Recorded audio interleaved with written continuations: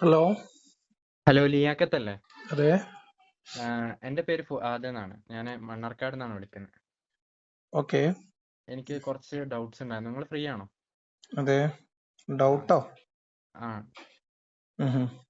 നിങ്ങൾ ചില വീഡിയോസിൽ പറയുന്നതായിട്ട് ശ്രദ്ധിച്ചു, ഐസിസ് ആണ് ഇസ്ലാം എന്നുള്ള രീതിയിൽ.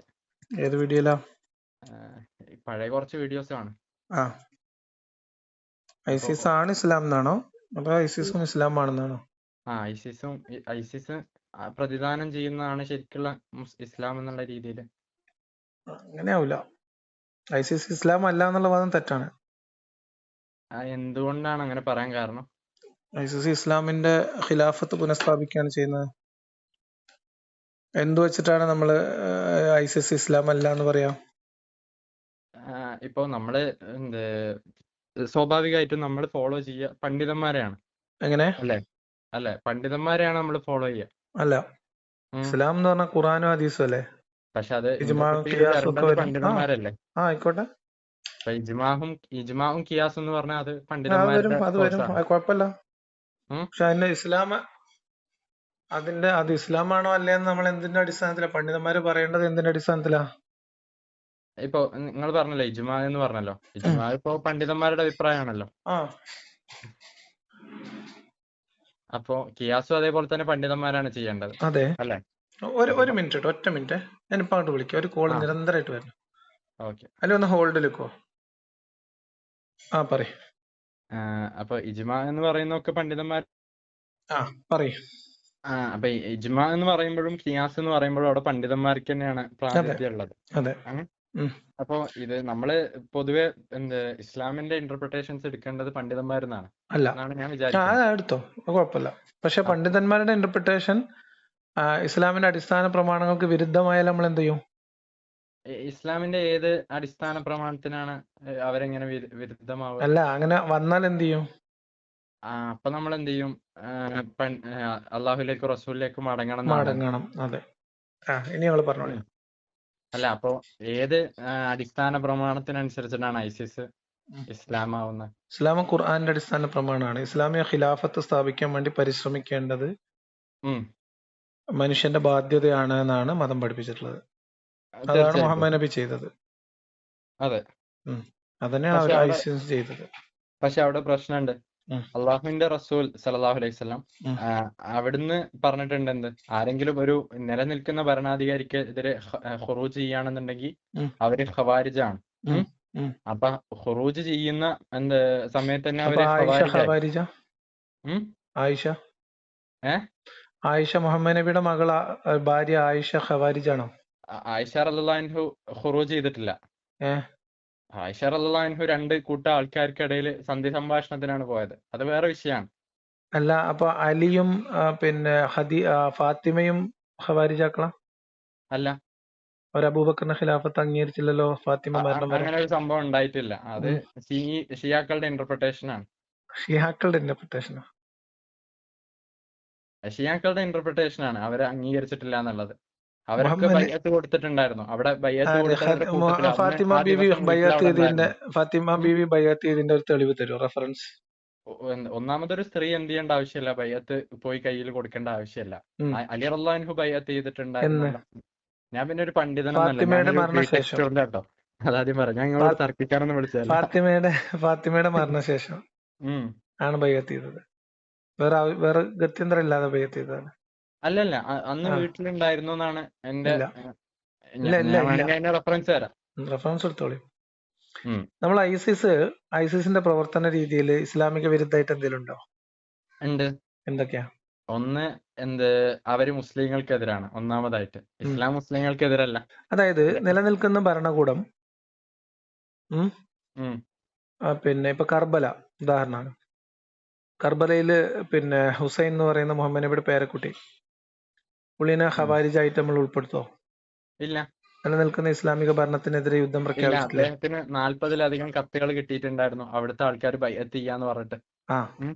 അപ്പൊ അങ്ങനെയാണ് പോയിട്ടുള്ളത്. പക്ഷെ ഇവിടെ അങ്ങനെയല്ല. ഇവിടെ നിലനിൽക്കുന്ന, അത് മാത്രല്ല അവിടെ ഇനിയുണ്ട് തെളിവ്. എന്ത് പറ്റി? ഇത് ഫോൺ ഓഫ് ആയി പോയി. ഞായറാഴ്ച അല്ലേ, ഫോൺ അങ്ങനെ ശ്രദ്ധിക്കാറില്ല. ഇനി ഒന്ന് ആദ്യം തുടങ്ങാം, അല്ലെങ്കിൽ ഇതൊരു സുഖം ഉണ്ടാവില്ല. അല്ല, ഞാൻ ചോദിക്കുന്നത് ഇപ്പൊ നമ്മളെ സംബന്ധിച്ചിടത്തോളം ഇപ്പൊ മുഹ്സിൻ പണ്ഡിതന്മാരിൽപ്പെട്ട ആളാണ്. അപ്പൊ അവരൊക്കെ ഈ ഇവരുടെ ആദ്യകാലത്തിൽ തന്നെ ഇവരെന്ത് ചെയ്യാണ്, ഇവരുടെ വിലക്കാണ്. ഏത് മുഹ്സിന്? ഷെയ്ഖ് അബ്ദുൽ മുഹ്സിൻ അബ്ബാദ് അൽ ബദർ ഹഫിളഹുല്ല, മദീനയിലെ പണ്ഡിതനായിരുന്നു. അപ്പൊ ഇങ്ങനെയുള്ള പല ആളുകളും എന്ത് ചെയ്യാണ്, ഇവരെ കുറിച്ചിട്ട് അവരുടെ ഏറ്റവും ഫസ്റ്റ് സ്റ്റേജിൽ വാൺ ചെയ്യാണ്.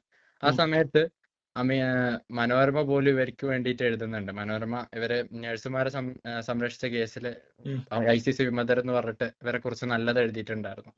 പല പത്രങ്ങളും BBC അടക്കം പല പത്രങ്ങളും ഇവരെ കുറിച്ചിട്ടില്ലേ നല്ലത് എഴുതിയിട്ടുണ്ടായിരുന്നു.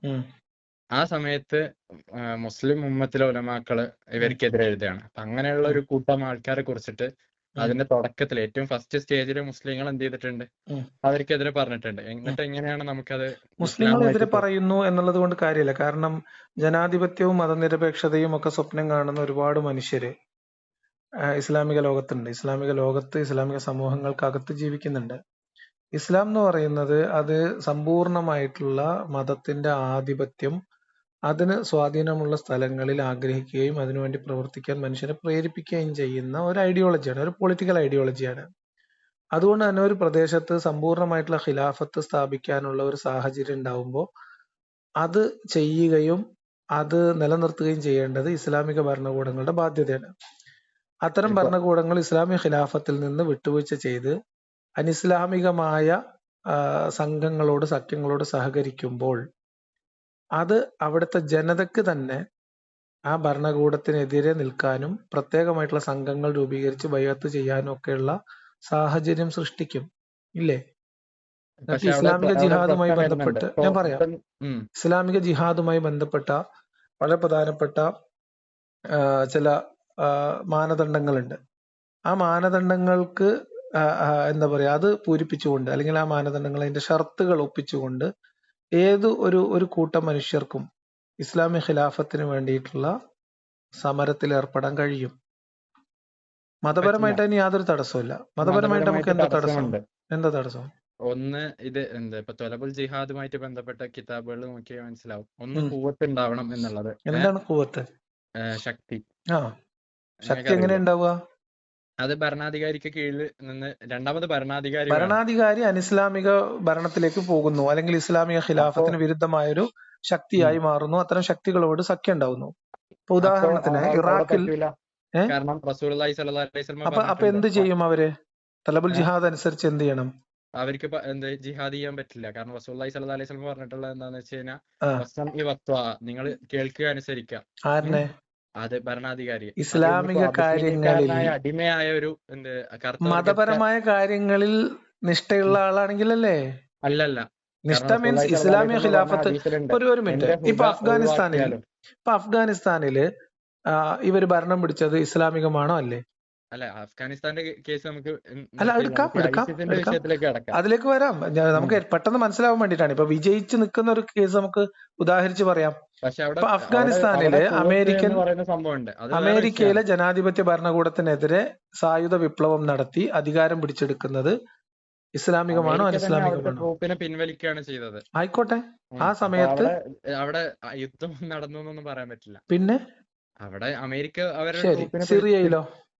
സിറിയയിൽ എന്ന് പറഞ്ഞു കഴിഞ്ഞാൽ അവിടെ യുദ്ധം നടന്നിട്ടില്ലല്ലോ. സിറിയയില് ഇപ്പൊ എങ്ങനെ അധികാര കൈമാറ്റം ഉണ്ടായത്? അവിടെ അവര് HTS വന്നപ്പോൾ തന്നെ അവര് പിന്മാറുകയാണ് ചെയ്തത്. അപ്പൊ അങ്ങനെ ചെയ്യുന്നത്, അങ്ങനെ സംഘടിക്കുന്നതും ഭരണം പിടിക്കാൻ വേണ്ടി വരുന്നതും അനുവദനീയമാണ് ഇസ്ലാമില്. അത് വേറെ വിഷയമാണ്. ഞാൻ ചോദിക്കുന്ന വിഷയം ഞാൻ പറയാം. ഇതൊക്കെ ഉദാഹരണം. അപ്പം വിജയിച്ചതിന് ന്യായം കണ്ടെത്തുകയും ഒരല്പം ഭാഗികമായി വിജയിച്ച് പിന്നെ പരാജയം അടഞ്ഞതിനെ തള്ളിക്കളയുകയും ചെയ്യുക എന്നുള്ളതാണ് IS കാര്യത്തിൽ ചെയ്യുന്നത്. അല്ല, അവിടെ വ്യത്യാസമുണ്ട്. എന്താണ് വ്യത്യാസം? HDS-ഉം അതേപോലെ തന്നെ നമ്മുടെ അഫ്ഗാനിസ്ഥാനിലെ താലിബാനും ISIS-ഉം തമ്മിലുള്ള ഡിഫറൻസ് ഒന്ന് പറയോ? ഐസിസിനെ സംബന്ധിച്ചിടത്തോളം അവരുടെ ഏറ്റവും ആദ്യ കാലത്ത് തന്നെ ഏറ്റവും സ്റ്റാർട്ടിങ് സ്റ്റേജിൽ ഇവരെ കുറിച്ച് നല്ലത് പറയുന്ന സമയത്ത് തന്നെ എന്ത് ചെയ്തിട്ടുണ്ട്, ഉലമാക്കൾ അവർക്കെതിരെയുള്ള ഫത്വ കൊടുത്തിട്ടുണ്ട്. അവര് ഖവാരിജ് ആണെന്ന് പറഞ്ഞിട്ടുണ്ട്. ഐസിസ് ആരംഭിച്ച ആദ്യത്തെ ദിവസം, അതായത് അബൂബക്കർ അൽ ബഗ്ദാദി സ്റ്റേജിൽ കയറി പ്രസംഗിച്ച ദിവസം അദ്ദേഹം അബൂബക്കർ റളിയല്ലാഹു അൻഹുവിന്റെ സ്പീച്ച് കട്ടെടുത്തിട്ട് അതേ രൂപത്തിൽ തന്നെ സംസാരിച്ച്. അപ്പൊ അയാൾ പറഞ്ഞിട്ടുണ്ടായിരുന്നു, ഞാൻ നിങ്ങളുടെ കൂട്ടത്തിൽ ഏറ്റവും നല്ല ആളല്ലാണ്, അബൂബക്കർ റളിയല്ലാഹു അൻഹു പറഞ്ഞ പോലെ. അതിന് മുഹ്സിൻ അബ്ബാദ് അൽ ബദർ ഏറ്റവും ഇപ്പൊ നിങ്ങൾ പറഞ്ഞ പോലെ ഡെമോക്രസിക്കെതിരെ സംസാരിക്കുന്ന ആളാണ് മുഹ്സിൻ അബ്ബാദ് അൽ ബദർ. അതേപോലെ തന്നെ ഖിലാഫത്തിന്റെ പ്രാധാന്യത്തെ കുറിച്ചിട്ട് ദർസുകൾ എടുക്കുന്ന ആളാണ് മുഹ്സിൻ അബ്ബാദ് അൽ ബദർ. അദ്ദേഹം അവിടുന്ന് പറഞ്ഞു, അതെ നിങ്ങളുടെ കൂട്ടത്തിൽ ഏറ്റവും മോശപ്പെട്ട മനുഷ്യനാണ് അയാളെന്ന്, അതെ അബൂബക്കർ അൽ ബഗ്ദാദി. അപ്പൊ അബൂബക്കർ അൽ ബഗ്ദാദിയുടെ കേസ് ഇസ്ലാമിക പണ്ഡിതന്മാർ കണ്ടിട്ടുള്ളത് വേറെ രീതിയിലാണ്. കാരണം അയാള് നിലനിൽക്കുന്ന ഭരണകൂടങ്ങളുമായി ബന്ധപ്പെട്ട് നിൽക്കുന്ന ഇസ്ലാമിക പണ്ഡിതന്മാർ ഈ ഭരണകൂടത്തിനെതിരായി വരാൻ സാധ്യതയുള്ള ഒരു ഇസ്ലാമിക് മൂവ്മെന്റിനെതിരെ സംസാരിക്കുക എന്ന് പറയുന്നത് പൊളിറ്റിക്സിൽ സാധാരണ അല്ലേ? നമ്മളിവിടെ നോക്കൂ, അബൂബക്കർ അൽ ബാഗ്ദാദി പറയട്ടെ, അബൂബക്കർ അൽ ബാഗ്ദാദി എന്ന് പറയുന്ന ആള്, അബൂബക്കർ അൽ ബാഗ്ദാദിക്ക് മുമ്പ് തന്നെ ISIS ഉണ്ടല്ലോ. മീൻസ് അത് മറ്റൊരു പേരിൽ അത് അവിടെ ഉണ്ടല്ലോ. അപ്പോഴും അതിനെതിരെ സംസാരിച്ചിട്ടുണ്ട്. പറയട്ടെ. അപ്പൊ ഈ സമയത്തും അവരത് രൂപീകരിക്കുന്ന സമയത്തും അവരും ഇസ്ലാമിക ഖിലാഫത്തും ജിഹാദും നടത്തുന്നതിന് വേണ്ടിയിട്ടുള്ള ആളുകൾ സംഘടിക്കലും ശക്തിയാർജിക്കലും ബൈഅത്ത് ചെയ്യലും എല്ലാ ഷർത്തുകളും പൂരിപ്പിച്ചിട്ടുണ്ട്. ഇല്ലേ? ഇല്ല. ഉണ്ട്. ഇല്ല. അവരുടെ തൊലബുൽ ജിഹാദിന്റെ ഉസൂലുകൾ ഒരു രീതിയിലുള്ള ഷർത്തുകൾ അവർ ചെയ്തിട്ടില്ല. ഉണ്ട്. അവരുടെ ഒരു ഭരണാധികാരി ഉണ്ടായിരുന്നല്ലോ, ഭരണാധികാരിയുടെ കീഴിലല്ല അവർ യുദ്ധം ചെയ്തത്. ഭരണാധികാരി അതായത് ഇസ്ലാമിക ഖിലാഫത്ത് ഇല്ലാത്തൊരു സ്ഥലത്ത് ജിഹാദ് ഇല്ലേ? അപ്പൊ ഇസ്ലാമിക ഖിലാഫത്ത് ഇല്ലാത്തൊരു സ്ഥലത്ത് ഇസ്ലാമിക ഖിലാഫത്തിന്റെ കീഴിലാണോ ജിഹാദ് നടക്കേണ്ടത്? തീർച്ചയായിട്ടും. ഇസ്ലാമിക ഖിലാഫത്ത് ഇല്ലെങ്കിൽ ജിഹാദ് നടത്താൻ പാടില്ല. ഇസ്ലാമിക ഭരണാധികാരിയുടെ കീഴിലായിട്ടാണ് ജിഹാദ് നടക്കേണ്ടത്. അതിന് സുൽത്താൻ ആയിക്കോട്ടെ. ഈ സുൽത്താൻ എത്ര ഏരിയയുടെ സുൽത്താൻ ആയിരിക്കണം? അവരെ മുസ്ലിങ്ങൾ അംഗീകരിക്കുന്നതായിരിക്കും. മതി. അതാണ് ഒരു ഗ്രൂപ്പ് ഓഫ് ആളുകൾ ഒരു പ്രത്യേക പ്രദേശത്ത് ഒരു ഖലീഫയായിട്ട് ഒരാളെ ബൈഅത്ത് ചെയ്താൽ ആ ഗ്യാപ്പിന്റെ ആരംഗീകരിക്കണമെന്നില്ല. അവരെ സംബന്ധിച്ചിടത്തോളം ആരംഗീകരിക്കണമെന്നില്ല പറഞ്ഞത് കുഫാറാന്നാണ്. അപ്പൊ അവര് ആദ്യം മുസ്ലിങ്ങളായിരുന്നു, പിന്നെ കാഫിറായി. ആര്? ഇവരെ കുറിച്ചിട്ട് പറഞ്ഞ ഖവാരിജികളെ കുറിച്ചിട്ട്. എങ്ങനെ? കാരണം നിലനിൽക്കുന്ന ഭരണാധികാരിക്കെതിരെ ഇറങ്ങുന്നത് എന്താണ്? ഞാൻ ചോദിക്കുന്നത്, അപ്പൊ അങ്ങനെയാണെങ്കിൽ നിലനിൽക്കുന്ന ഭരണാധികാരികൾക്കെതിരെ സൈനികമായി സന്നാഹം നടത്തുന്ന ഈ സിറിയയിലെ ഗ്രൂപ്പ് അനിസ്ലാമിക ഗ്രൂപ്പാണോ? നിലനിൽക്കുന്ന മുസ്ലിം ഭരണാധികാരിക്കെതിരെ നടത്തുന്നത് എന്താണ്? അവിടെ അത് ഖുറൂജാണ്. പിന്നെ നിലനിൽക്കുന്ന ഖുവ്വത്തുണ്ടെങ്കിൽ അവിടെ യുദ്ധം ചെയ്യുന്നത് വേറെ രീതിയിലാണ്. അവിടെ ഖുവ്വത്തുണ്ടായിരുന്നു. ആർക്ക്? ഈ പറയുന്ന HTSന്. HTS എങ്ങനെ ഉണ്ടായി വന്നത്? HTS എങ്ങനെ ഉണ്ടായതാ? അവര് അവിടെ ഓൾറെഡി 2012 ശേഷം ഉണ്ടായിരുന്ന അവസ്ഥയിൽ നിന്ന് ഉണ്ടായി വന്നതാണ്. അതായത് അവിടെ ഓൾറെഡി ആഭ്യന്തര കലാപം അവിടെ തുടങ്ങിയിട്ടുണ്ടായിരുന്നു. അല്ലേ? എന്താ ആഭ്യന്തര കലാപം എന്ന് പറഞ്ഞാ? അതവിടെ അവരല്ലല്ലോ ആരംഭിച്ചത്. ഇതേപോലെ തന്നെ ഇറാഖിലും പിന്നെ സിറിയയിലും ഒക്കെ ഈ സാധനങ്ങൾ ഉണ്ടായി വരുന്നതേ. ഇതുപോലെ തന്നെയാണ് അഫ്ഗാനിസ്ഥാനിലെ താലിബാൻ ഉണ്ടായി വരുന്നത്. നോക്കൂ, നിങ്ങൾ ഇവിടെ ചെയ്യുന്നത് വിജയിച്ച് ഭരണം പിടിക്കാൻ, ശക്തി ആർജിച്ച് ഭരണം പിടിക്കാൻ കഴിഞ്ഞ സംഘങ്ങളെ പൂർണ്ണമായിട്ട് അംഗീകരിക്കുകയും പാതി വഴിയിൽ പരാജയപ്പെട്ടു പോയ ഒറ്റ കാരണം കൊണ്ട് ISനെ തള്ളിക്കളയുകയുമാണ് ചെയ്യുന്നത്. പരാജയം അപ്പോഴും നിങ്ങൾ മാറുകയാണ്. കാരണം എന്താണെന്ന് വെച്ചാൽ ISISനെ സംബന്ധിച്ചിടത്തോളം ISIS ആരംഭിച്ച ഞാൻ എന്റെ ചോദ്യം ഇത്രേ ഉള്ളൂ.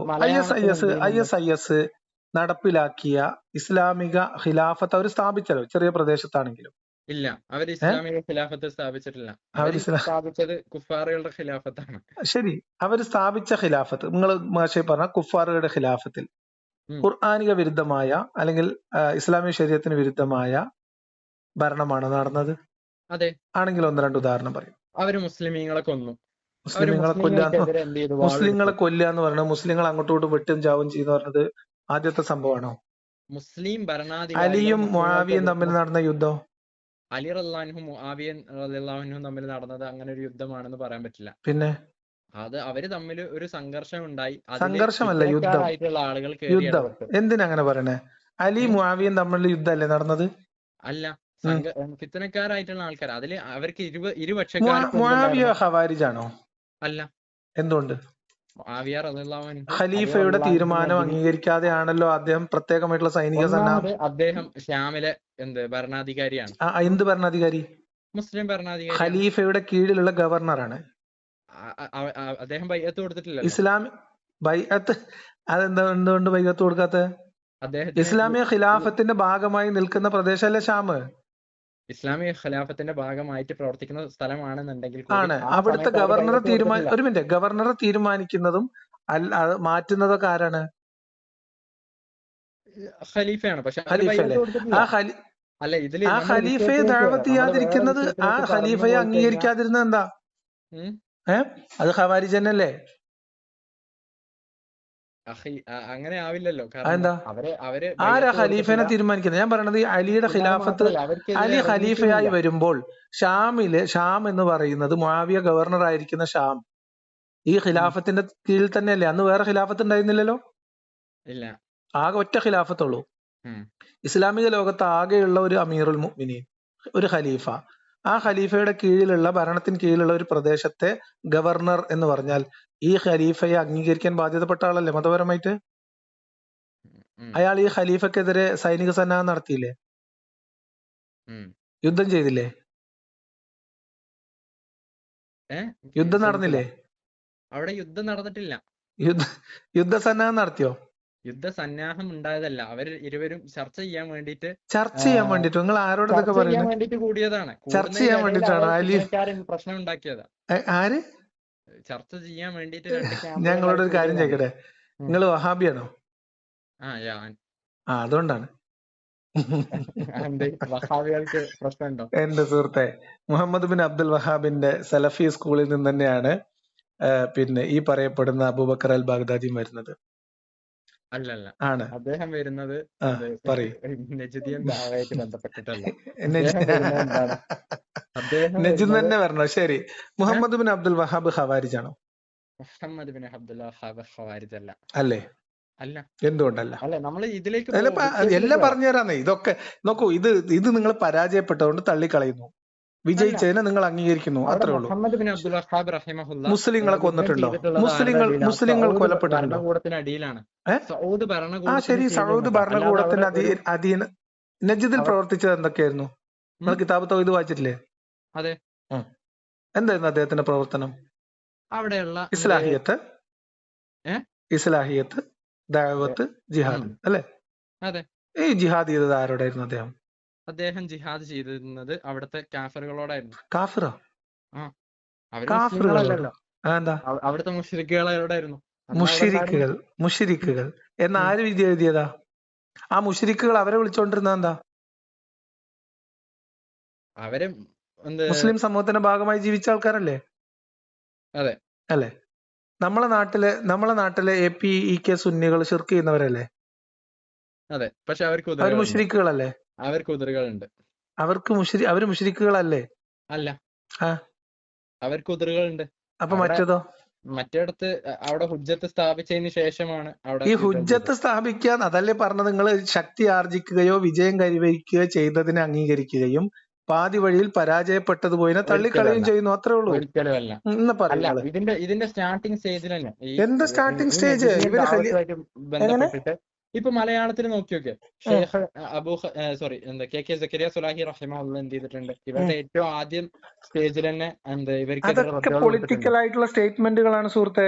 അല്ലല്ല, ഇവർക്കെതിരെ മാസങ്ങളോളം എന്ത് ചെയ്തിട്ടുണ്ട്? ഇസ്ലാം മാഗസിനിൽ എഴുതിയിട്ടുണ്ട്. ഇവരുടെ ഏറ്റവും തുടക്കകാലത്ത് അവർക്കുള്ള റദ്ദായിട്ട് അതൊരു പുസ്തകമായിട്ട് വന്നിട്ടുണ്ട്. IS തീവ്രവാദികളുടെ വിദണ്ഡവാദം. കേരളത്തിൽ നിന്ന് ISIS ആളുകൾ പോയിട്ടുണ്ടോ? പോയിട്ടുണ്ട്. അത് ഏത് ആശയധാരയെന്നാ നിങ്ങൾക്ക് അറിയോ? പല ആശയധാരന്ന് പോയി. ഒന്ന് പറയോ? വഹാബി അല്ലാത്തവരെണ്ണം ഒരാളുടെ പേര് പറയോ? ഞാനൊരു 26-27 പേരുടെ പേര് വിവരങ്ങൾ കിട്ടിയിരുന്നു എനിക്ക്, റെക്കോർഡിക്കലായിട്ട്, മീൻസ് ഔദ്യോഗികമായിട്ട് കൺഫർമേഷൻ വന്നത്. അത് മുഴുവൻ പോയിട്ടുള്ളത് വഹാബി ധാരയിൽ നിന്നാണ്. പിന്നെ ജമാഅത്തെ ഇസ്ലാമിയുടെ ബന്ധം പറഞ്ഞിട്ട് വഹാബിയത്തിൽ നിന്ന് രക്ഷപ്പെടാൻ പറ്റില്ല. ഈ ജമാഅത്തെ ഇസ്ലാമിയും വഹാബി ധാരയുടെ വേറൊരു എക്സ്റ്റൻഷൻ തന്നെയാണ്. സായുധമായിട്ട് ഖിലാഫത്ത് സ്ഥാപിക്കുകയോ ഖിലാഫത്ത് നിലനിർത്തുകയോ ചെയ്യുക എന്നത് മതപരമായ ബാധ്യതയായി പഠിപ്പിക്കപ്പെടുന്ന ഒരു ആശയധാരയാണ് പിന്നെ മുഹമ്മദ് ബിൻ അബ്ദുൽ വഹാബ് സ്ഥാപിച്ചിട്ടുള്ള വഹാബിയത്ത് അല്ലേ? അല്ല. അതിന് കുവ്വത്ത് വേണം ഞങ്ങൾ പറഞ്ഞത്. കുവ്വത്ത് ആർജിക്കണമെങ്കിൽ തുടങ്ങണം, തുടങ്ങിയാലല്ലേ ശക്തി ആർജിക്കാൻ പറ്റുള്ളൂ. അങ്ങനെയല്ല നമ്മൾ വിചാരിക്കുന്നത്. ഇതിന്റെ നിങ്ങൾ വിചാരിക്കുന്നോട് കാര്യമില്ല. നിങ്ങൾ മൻഹജ് നോക്കിയിട്ട് കാര്യമില്ല. നിങ്ങൾ കിതാബ് തൗഹീദ് ശരിക്കും ഒന്നുകൂടി വായിച്ചാളി. എവിടെയാണ് കിതാബ് തൗഹീദിൽ? എവിടെയാണ് കിതാബ് തൗഹീദ് വളരെ ക്ലിയർ ആയിട്ട്. ഇനി അങ്ങോട്ട് പോണ്ട.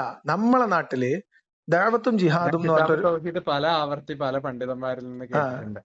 കിതാബ് തൗഹീദ് അതിന്റെ തനതായ രീതിയിൽ മലയാളത്തിലേക്ക് വിവർത്തനം ചെയ്ത ഒരു ഗ്രന്ഥം ഉണ്ടോ? നിങ്ങൾക്ക് അറിയോ? 3-4 പേര് ചെയ്തിട്ടുണ്ട്. ഏതൊക്കെയാണ്? ഒന്ന് രണ്ടെണ്ണം പറയോ? ഒന്ന് നമ്മുടെ ജമാഅത്ത് ഇസ്ലാമി മുൻ അമീറായിട്ടുള്ള എന്താണ് ആളുടെ പേര്, ഷെയ്ഖ് മുഹമ്മദ് കാരക്കുന്ന് ചെയ്തിട്ടുണ്ട്. പിന്നെ KNM ആയിട്ട് ബന്ധപ്പെട്ട് ചെയ്തിട്ടുണ്ട്. KNM ആരാ ചെയ്തതെന്ന് എനിക്കറിയില്ല. അതൊന്ന് നോക്കി പറഞ്ഞുതരാം. അതിപ്പോ ഞാൻ അന്വേഷിച്ചത് കിട്ടുന്നില്ല, മലയാളം കിട്ടുന്നില്ല. പിന്നെ വേറെ ആൾക്കാർ ചെയ്തിട്ടുണ്ട്. അത് ഞാൻ മലയാളം അന്വേഷിച്ചിട്ട് കിട്ടുന്നേ ഇല്ല. മലയാളത്തിലുണ്ട്. മലയാളത്തിൽ ജസ്റ്റ് കിതാബ് തൗഹീദ് എന്ന് അടിച്ചെടുത്താൽ തന്നെ കിതാബ് തൗഹീദിന്റെ PDF കിട്ടും. കിതാബ് തൗഹീദിന്റെ PDF-ഓ? അത് ആരും ഈ വഹാബി ആശയധാരയുള്ള ആരെങ്കിലും വിവർത്തനം ചെയ്താണ്? വിവർത്തനം ചെയ്താണ് കിട്ടുക. ഓഹോ, ഓക്കെ. അപ്പൊ ഞാൻ പറഞ്ഞു വന്നത്, ശക്തി ആർജിക്കുക, അതായത് ഇസ്ലാഹിയത്ത് നടത്തുക.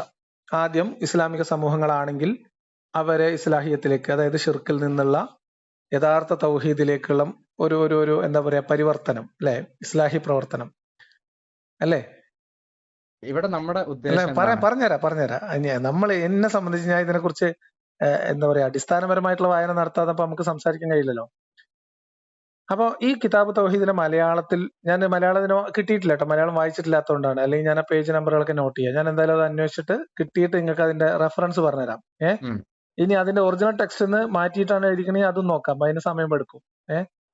അപ്പോ എന്റെ അടുത്ത് അറബിന്റെ അടുത്തുണ്ട്, ഉറുദുവിന്റെ അടുത്തുണ്ട്. പക്ഷെ ഉറുദു തൊട്ട് എനിക്ക് കാര്യമില്ല. അപ്പോ ഞാൻ അതൊന്ന് നോക്കിയിട്ട് ഞങ്ങളടുത്ത് പറയാം. അപ്പൊ എന്തായാലും ആദ്യം ഇസ്ലാഹിയത്ത്, പിന്നീട് ദഅവത്ത്, അത് കഴിയുമ്പോൾ നിങ്ങൾ ഈ പറഞ്ഞതുപോലെ എന്താണ് പറയാ, എന്ത് ആർജിക്കുമ്പോഴാണ് ശക്തി ആർജിക്കാൻ എന്താ പറയാ? കുവ്വത്ത്. കുവ്വത്താവുമ്പോ, കുവ്വത്താവണമെന്നൊന്നുമില്ല ജിഹാദ് തുടങ്ങാൻ. ജിഹാദ് തുടങ്ങാൻ കുവ്വത്ത് വേണമെന്ന് നിർബന്ധമൊന്നുമില്ല. കുവ്വത്ത് എന്ന് പറയുന്നത് ആപേക്ഷികമാണ്, സാഹചര്യങ്ങൾക്ക് അനുസരിച്ചും സന്ദർഭത്തിനനുസരിച്ചൊക്കെ വ്യത്യസ്തമാണ് കുവ്വത്ത് പറയുന്നത്. മനസ്സിലായോ? അപ്പം ഇസ്ലാഹിയത്തും ദഅവത്തും പൂർത്തീകരിച്ച് ഒരു സമൂഹത്തിൽ ജിഹാദ് മതപരമായ നിർബന്ധ ബാധ്യതയായി വരും. അനിസ്ലാമികമായിട്ടുള്ള ഭരണകൂടങ്ങൾ അതിന് എതിരിൽ, അല്ലെങ്കിൽ ഇസ്ലാമിക ഭരണകൂടം അനിസ്ലാമികമായ രീതിയിലേക്ക് മാറുമ്പോൾ അവിടെയുള്ള ജനതയ്ക്ക് സംഘടിക്കാനും മതപരമായിട്ടുള്ള ഖിലാഫത്തിനു വേണ്ടി സംസാരിക്കാനും പ്രവർത്തിക്കാനും വേണമെങ്കിൽ ജിഹാദ് നടത്താനും അവകാശമുണ്ട് എന്നതിന്റെ തെളിവാണ് മുഹമ്മദ് ബിൻ അബ്ദുൽ വഹാബ് നടത്തിയ പ്രവർത്തനങ്ങൾ. അപ്പോ അതിന്റെ തുടർച്ച തന്നെയാണ് ലോകത്തിൽ ഇന്ന് നമ്മൾ അറിയപ്പെടുന്ന ഈ ഇസ്ലാമിക തീവ്രവാദ സംഘടനകൾ എന്ന് സാധാരണഗതിയിൽ വിളിക്കപ്പെടുന്ന എല്ലാ സംഘടനകളുടെയും അടിസ്ഥാനപരമായിട്ടുള്ള ഉദ്ദേശം എന്ന് പറയുന്നത് ഈ തൗഹീദിന്റെ പുനഃസ്ഥാപനമാണ്, ഇസ്ലാമിക ഖിലാഫത്തുകളുടെ പുനഃസ്ഥാപനമാണ്. അത് ആദ്യം ചെയ്യേണ്ടത് ഇസ്ലാഹി പ്രവർത്തനമാണ്, ഇസ്ലാഹിയത്താണ്. ഇവിടെ ഏറ്റവും ആദ്യമായിട്ട് ഈ പറഞ്ഞ തൗഹീദിന്റെ പുനഃസ്ഥാപനവുമായിട്ട് പ്രവർത്തിച്ച ആൾക്കാരാണ്. ഇങ്ങനെ ഈ ആശയം പ്രചരിപ്പിച്ച ആൾക്കാർക്ക് ആദ്യമായിട്ട് റദ്ദ് കൊടുത്തിട്ടുള്ളത്. അതുകൊണ്ട് കാര്യമില്ല, അവരുടെ നിലനിൽക്കുന്ന ഭരണ സംവിധാനങ്ങൾക്ക് ഭീഷണിയാകും എന്നതുകൊണ്ടാണ്. ഇപ്പം അത് മാത്രമല്ല, അതാണ് അതിന്റെ പൊളിറ്റിക്കൽ റീസൺ. അതായത് ISIS ഇറാഖിലും സിറിയയിലും യമനിലും ഒക്കെ ശക്തി ആർജിച്ചു വരുന്നതോടുകൂടി ആ പ്രദേശത്തുള്ള ഇസ്ലാമിക ഭരണകൂടങ്ങൾക്കാണ് അത് ഭീഷണിയാവുക ആദ്യം, ഫസ്റ്റ് അല്ലെ? അങ്ങനെയല്ലേ വരിക? അത് പ്രശ്നമാണല്ലോ. ഇസ്ലാമിക ഭരണകൂടങ്ങൾക്ക് ആ ഇസ്ലാമിക ഭരണകൂടങ്ങൾ ആ ഇസ്ലാമിക ഭരണകൂടങ്ങൾ നിങ്ങൾ ആ കാലഘട്ടത്തിൽ മുഹമ്മദ് ബിൻ അബ്ദുൽ വഹാബിന്റെ കാലഘട്ടത്തിൽ മക്കയിലും മദീനയിലും ഉണ്ടായിരുന്ന ഭരണാധികാരികൾക്കെതിരെ വരെ പറഞ്ഞ അതേ പ്രശ്നം ISIS നിലവിലുള്ള ഇസ്ലാമിക ഖിലാഫത്തിനെതിരെ ഉണ്ട്. ആക്ഷേപമുണ്ടവർക്ക്? അവര് മുസ്ലിം ഉമ്മത്തിനെ തന്നെ കാഫിറാക്കുകയാണ് ചെയ്യുന്നത്. ഇല്ല, അത് തന്നെയല്ലേ ഇപ്പൊ നിങ്ങൾ ചെയ്തത്. നജിദില് ഇസ്ലാഹി പ്രവർത്തനം, ഒരു മിനിറ്റ്, നജിദില് പിന്നെ മുഹമ്മദ് ബിൻ അബ്ദുൽ വഹാബ് ഇസ്ലാഹി പ്രവർത്തനം നടത്തുന്ന ആരോടാ? മുസ്ലിങ്ങളോടല്ലേ? അവിടെ ഉണ്ടായിരുന്ന ആളുകളോടാണ്. മുസ്ലിങ്ങളല്ലേ അവര്? എന്താണ് പറയാൻ മടി നിങ്ങൾക്ക്? അവിടെ ദഅവത്തും നടത്തിയിട്ടുണ്ട്. ഇസ്ലാഹിയത്തും ദഅവത്തും നടത്തി, ജിഹാദും നടത്തിയിട്ടില്ലേ? കൊല്ലപ്പെട്ട മനുഷ്യർ മുഹമ്മദ് ബിൻ അബ്ദുൽ വഹാബിന്റെയും മറ്റേ രാജാവിന്റെ സപ്പോർട്ടോടു കൂടി നടത്തിയിട്ടുള്ള പടയോട്ടത്തിൽ മരിച്ചു വീണവരിൽ ഏറെക്കുറെ എല്ലാവരും മുസ്ലിങ്ങൾ തന്നെ അല്ലേന്നോ?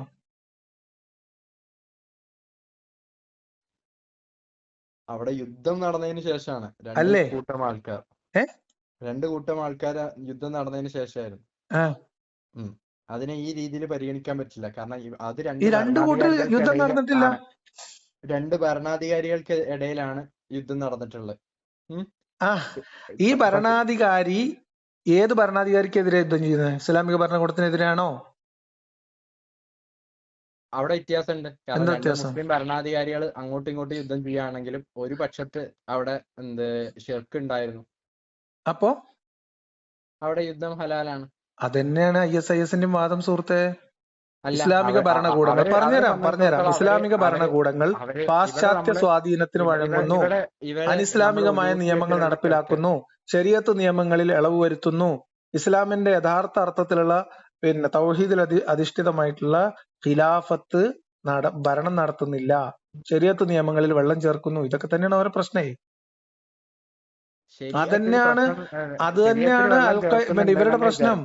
അത് തന്നെയാണ് അഫ്ഗാനിസ്ഥാനിലെ താലിബാന്റെ പ്രശ്നം. താലിബാൻ അതിന് മുസ്ലിം ഭരണാധികാരിക്കെതിരെ യുദ്ധം ചെയ്തിട്ടില്ലല്ലോ. ഇല്ലേ? അവര് ചെയ്തത് അമേരിക്കക്കെതിരല്ലേ. അപ്പൊ അമേരിക്ക സൈന്യത്തിനെ പിൻവലിച്ചത്. അവിടെ ഭരിച്ചോണ്ടിരുന്ന ആരാ? ഭരിച്ചോണ്ടിരുന്നവര് മാറിപ്പോവല്ലേ ഇത്. ആരെ പേടിച്ചിട്ട്? അപ്പൊ ISIS വന്നപ്പോൾ പേടിച്ചോടാത്തത് കൊണ്ടാണോ ISIS ഇസ്ലാം അല്ലാത്തത്? അല്ല, അവര് മുസ്ലിം ഉമ്മത്തിനെ മൊത്തത്തിൽ ഈ താലിബാൻ എന്ന് പറയുന്ന സംഘം പ്രവർത്തിച്ചത് എവിടെയാണ്? അഫ്ഗാനിസ്ഥാൻ എന്ന് പറയുന്ന ഭൂപ്രകൃതിയിലല്ലേ? ആ ഭൂപ്രദേശത്ത് അഫ്ഗാനിസ്ഥാൻ എന്ന് പറയുന്നിടത്ത് ഒരു മുസ്ലിം ഭരണാധികാരി ഭരണം നടത്തുന്നതിന്റെ കീഴിലല്ലേ ഇവര് പ്രവർത്തിച്ചത്? അത് അനിസ്ലാമിക പ്രവർത്തനല്ലേ? മനസ്സിലായില്ല. അത് അനിസ്ലാമിക പ്രവർത്തനല്ലേ? ഖവാരിജികളാണ് താലിബാനികള്. അവര് ഖുറൂജ് ചെയ്തിരുന്ന പക്ഷം അവര് ഖാരിജിയാണ്. അവര് ഖുറൂജ് ചെയ്യുന്ന സമയത്ത് അവര് ഖാരിജി തന്നെയാണ്. അപ്പൊ ഇപ്പോഴോ? ഇപ്പൊ അവര് ഗവൺമെന്റ് ആയില്ലേ? അതാ ഞാൻ പറഞ്ഞ നിങ്ങളോട്, പരാജയപ്പെട്ടതുകൊണ്ട് ISIS ഖവാരിജികളാണ്. അതുകൊണ്ട് മാത്രല്ല, ഇവര് താലിബാനികൾ ഖവാരിജികളായിരുന്നു കേട്ടെപ്പോഴാ?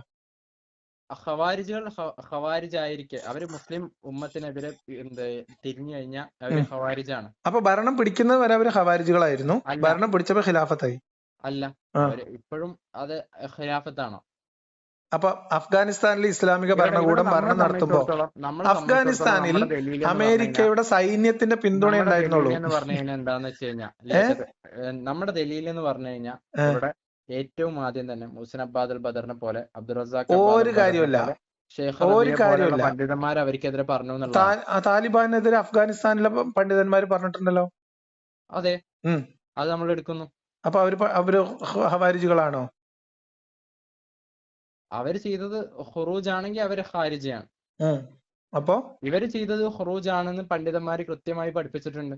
അപ്പൊ എനിക്ക് അതിൽ ഡൗട്ടില്ല. നിങ്ങളെ പണ്ഡിതന്മാര് പറഞ്ഞുകൊണ്ട് നിങ്ങൾക്ക് ഡൗട്ടില്ല. അതെ, നമ്മൾ അങ്ങനെയല്ലല്ലോ ഇതിനെ.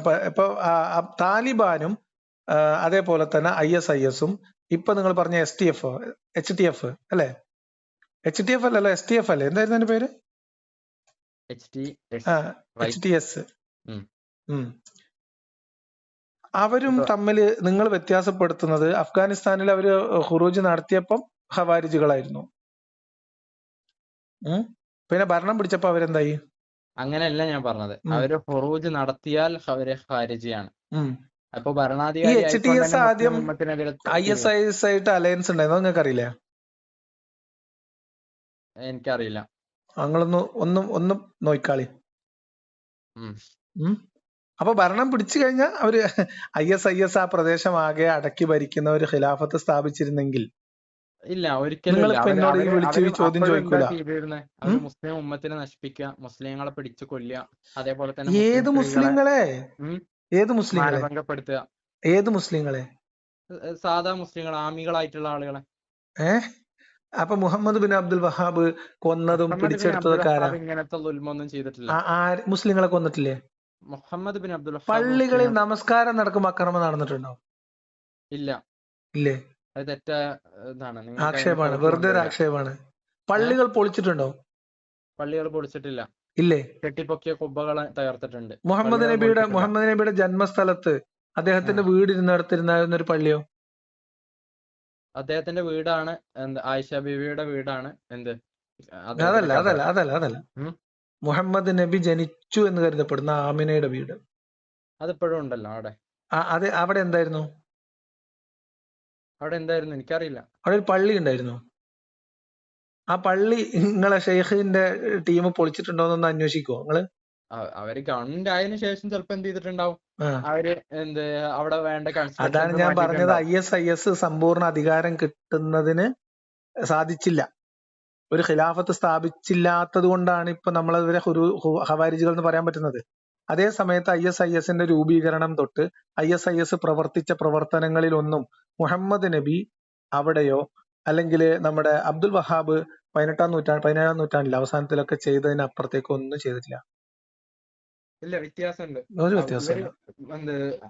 ആമികളായിട്ടുള്ള മുസ്ലിങ്ങൾക്ക് അതിന് അറ്റാക്ക് ചെയ്യുക, അവരെ കൊല്ലുക, വധിക്കുകയൊന്നും ചെയ്തിട്ടില്ല. അതൊക്കെ അതേപോലെ ചെയ്തിട്ടുണ്ട്. തന്നെ സ്ത്രീകളെ വഷളാക്കി അങ്ങനെയൊന്നും ചെയ്തിട്ടില്ല. അതൊക്കെ പക്ഷെ ഇവർ ചെയ്തിട്ടുണ്ട്. അങ്ങനെയാണ് അതൊക്കെ ആ ചെയ്തിട്ടുണ്ട്. അവസ്ഥയിലേക്കാണ് പോയത്. അതൊക്കെ ചെയ്തിട്ടുണ്ട്. ഇല്ല.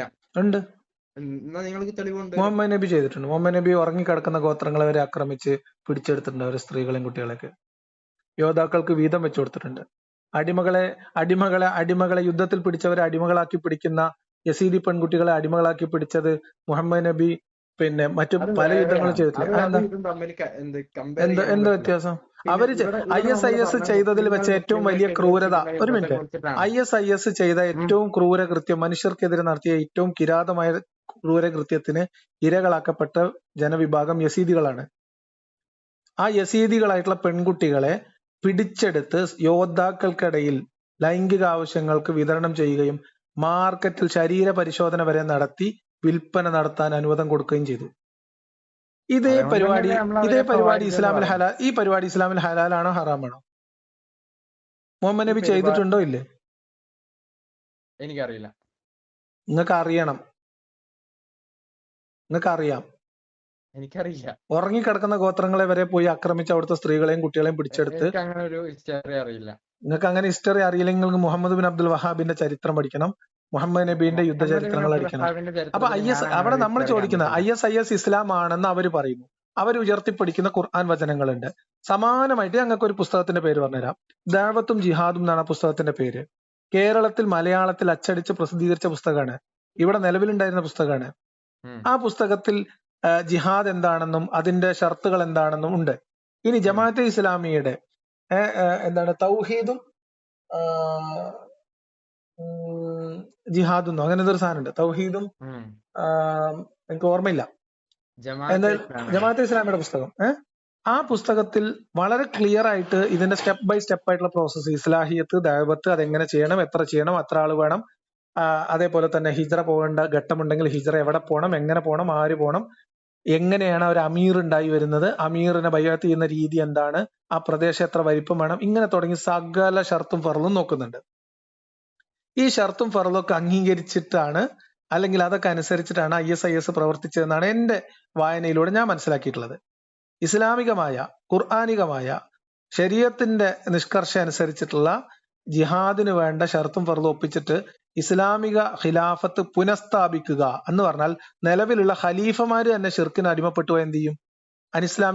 ഇസ്ലാമിക ഭരണം നടത്തുന്ന ഖലീഫമാർ അനിസ്ലാമികമായ ഭരണകൂടങ്ങളോട് ചേർന്ന് ഇസ്ലാമിക നിയമങ്ങളിലും ശരീഅത്തിലും വെള്ളം ചേർക്കുമ്പോൾ യഥാർത്ഥ തൗഹീദ് സ്ഥാപിക്കണം എന്ന് ആഗ്രഹിക്കുന്ന മുഹമ്മദ് ബിൻ അബ്ദുൽ വഹാബിന് പണ്ട് നജിദിൽ നിന്ന് പുറപ്പെടണം എന്ന് തോന്നിയത് എന്തുകൊണ്ടാ? ഇതേ സാധനം തന്നെയാണ് IS ചെയ്തത്. അപ്പം 6-ാം നൂറ്റാണ്ടിൽ മുഹമ്മദ് നബി ചെയ്തത് മികച്ച ഒരു സംഭവവും 17-ാം നൂറ്റാണ്ടില് പിന്നെ ഇയാൾ ചെയ്യുമ്പോൾ, മുഹമ്മദ് ബിൻ അബ്ദുൽ വഹാബ് ചെയ്യുമ്പോൾ അത് ഒരു ധർമ്മസമരവും, അതേ സാധനം 20-ാം നൂറ്റാണ്ടിൽ അല്ലെങ്കിൽ 21-ാം നൂറ്റാണ്ടിലൊക്കെ ISISഉം അഫ്ഗാനിസ്ഥാനിലെ താലിബാനും മറ്റോടത്തെ HTSഉം ചെയ്യുമ്പോൾ ഭരണം പിടിച്ച HTSഉം താലിബാനും അത് നോർമലാവുകയും പരാജയപ്പെട്ടു പോണ പാതി വഴിയിൽ വീണുപോയ ISIS ഖവാരിജുകളാവുകയും ചെയ്യുക എന്ന് പറയുന്ന സ്വാഭാവികമായിട്ടുള്ള ഒരു ന്യായമാണിത്. അവരുടെ ആക്ഷനും ഡീഡ്സും നമ്മൾ അതിൽ എടുക്കുന്നുണ്ട്. എന്താണ് നിങ്ങൾക്ക് ഇസ്ലാമിക വിരുദ്ധമായിട്ട് മുഹമ്മദ് നബി ചെയ്യാത്ത എന്താണ് അവര് ISIS ചെയ്തതെന്ന് പറയും? മുസ്ലിങ്ങൾക്കെതിരെ ഇറങ്ങി, മുസ്ലിങ്ങളുടെ രക്തം ഹലാലായി കണ്ടു. അവര് മുസ്ലിങ്ങളുടെ രക്തം മുസ്ലിങ്ങൾക്ക് യുദ്ധം ചെയ്തു. തൗഹീദിന്റെ ഘട്ടത്തിൽ തൗഹീദിന്റെ അതിനവർക്ക് തൗഹീദിന് മുമ്പിൽ എന്ത് മുസ്ലിം? തൗഹീദുള്ള സമൂഹത്തിലാണ് Muhammad bin Abdul Wahhab Saudi അറേബ്യയുടെ മണ്ണിൽ തൗഹീദ്, യഥാർത്ഥ തൗഹീദ് പുനഃസ്ഥാപിച്ചപ്പോ അവിടെ മുസ്ലിങ്ങളുടെ രക്തം വീണിട്ടില്ലേ?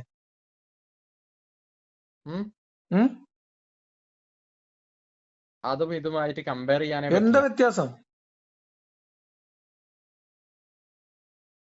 നോമ്പ് നോൽക്കുകയും ഷഹാദത്ത് ചെല്ലുകയും നിസ്കരിക്കുകയും പ്രവാചകനെയും ഖുറാനെ അംഗീകരിക്കുകയും ചെയ്തിരുന്ന മുസ്ലിങ്ങളോടാണ് മുഹമ്മദ് ബിൻ അബ്ദുൽ വഹാബ് യുദ്ധം ചെയ്തത്. അല്ലാത്തവനെ വിളിച്ച് തേടിയിരുന്നു.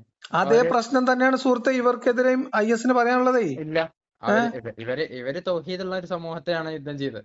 അത് ഇപ്പുറത്ത് നിങ്ങൾ വഹാബികളായിരുന്നു എന്നുള്ളതുകൊണ്ടാണോ? വഹാബി ഭരണകൂടങ്ങളായിരുന്നു എന്നുള്ളതുകൊണ്ടാണോ? തീർച്ചയായിട്ടും അല്ലേ? അതൊരു കാര്യമാണ്. അല്ലേ? അതെ. ആ, നിങ്ങൾ ബിദുഗത്തിന്റെ ആൾക്കാരാണെന്നാണ് ഇവിടുത്തെ APക്കും പറയുന്നത്. അപ്പോഴോ അവർക്കങ്ങനെ പറയാം. അപ്പൊ ഞാൻ പറഞ്ഞത് ഇങ്ങനെ നിങ്ങൾ പറഞ്ഞുകൊണ്ട് IS അല്ലാണ്ടാവില്ലല്ലോ. അതായത് വഹാബി സപ്പോർട്ട് ഉണ്ടായിരുന്ന വഹാബി ഗ്രൂപ്പിന്റെ പണ്ഡിതന്മാർ സ്വാഭാവികമായിട്ടും ISISനെ പറയും. കാരണം അവര് നിലനിൽക്കുന്ന ഭരണകൂടങ്ങൾ എന്ന് പറയുന്നത് വഹാബി സ്വാധീനമുള്ള ഭരണകൂടങ്ങളാണ്. ആ ഭരണകൂടങ്ങൾക്ക് ഈ പറയുന്ന യഥാർത്ഥ തൗഹീദ് ഖിലാഫത്ത് എന്ന് പറഞ്ഞിട്ട് പുതിയതായിട്ട് രൂപം കൊള്ളുന്ന ISISനെ പോലെയുള്ള സംഘങ്ങൾ ഭീഷണിയാകും എന്നുള്ളതുകൊണ്ടാണ് അവർ തള്ളുന്നത്. അല്ലാതെ മതപരമായിട്ട് നിങ്ങൾക്ക് ഇങ്ങനെ തള്ളാൻ പറ്റുമെന്ന് ഞാൻ ചോദിക്കുന്നത്. മുഹമ്മദ് നബി ചെയ്തതും മുഹമ്മദ് ബിൻ അബ്ദുൽ വഹാബ് ചെയ്തതും അതിന്റെ ഒരു പുതിയ വേർഷനാണ് IS ചെയ്തത്. നിങ്ങൾ നേരത്തെ പറഞ്ഞ പുസ്തകത്തിന്റെ പേരെന്തായിരുന്നു? ദഅവത്തും ജിഹാദും. ദഅവത്തും ജിഹാദും. ദഅവത്തും ജിഹാദും. ഓക്കേ. അത് കേരളത്തിൽ പഠിപ്പിക്കുന്നുണ്ട്. ദഅവത്ത് എന്താണ്, ജിഹാദ് എന്താണ്, എങ്ങനെ പഠിപ്പിക്കണം, ആരൊക്കെ പങ്കെടുക്കണം. നോക്കൂ, എന്തുകൊണ്ടാണ് നമ്മുടെ നാട്ടിൽ നിന്ന് സലഫി ആശയധാരയിൽ നിന്നുള്ള ആളുകൾ കൂടുതലായി ISISലേക്ക് ആകർഷിക്കപ്പെട്ടത്? മുഹമ്മദ് ബിൻ അബ്ദുൽ വഹാബ് തുടങ്ങി വെച്ച നവീകരണം മീൻസ് ഇസ്ലാമിന്റെ കാര്യത്തിലുള്ള പ്യൂരിഫിക്കേഷന്റെ ഏറ്റവും അവസാന കാലത്ത് രൂപം കൊണ്ട സംഘമാണ് ഈ പറയപ്പെടുന്ന ISIS. സലഫി വിങ്ങാണ്. ആണ്. ഇന്ന് ലോകത്ത് നിലനിൽക്കുന്ന ഇസ്ലാമിക തീവ്രവാദ സംഘങ്ങളെന്ന് അടയാളപ്പെടുത്തിയിട്ടുള്ള ഈ മിലിറ്റന്റ് ഗ്രൂപ്പുകളുടെ ഒക്കെ ആശയപരമായ അടിത്തറ, അതിൽ 99% ആശയ അടിത്തറ എന്ന് പറയുന്നത് സലഫി ആശയധാര എന്ന് പറഞ്ഞാൽ മുഹമ്മദ് ബിൻ അബ്ദുൽ വഹാബിന്റെ ആശയമാണ്.